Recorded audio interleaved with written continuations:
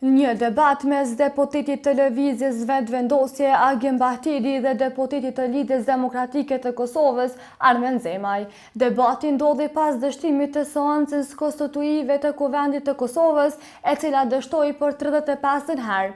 Ata të dy e akuzuan njëri tjetrin për veprime të turpshme. Në vazhdim mund ta shihni këtë video. Unë gazetarë pse në orë. Ne në orë në votu, ju pse në orë, kam zëmni tutët. Kjo është të tërshme.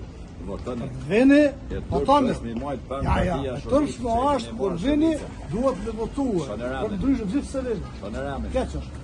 Shënëramën, si një tof 48 deputet, po mu e bëni një kryetar kuvendet. Po ku ju? Ja, se ja.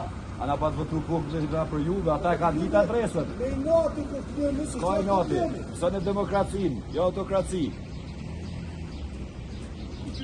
Alo. Po,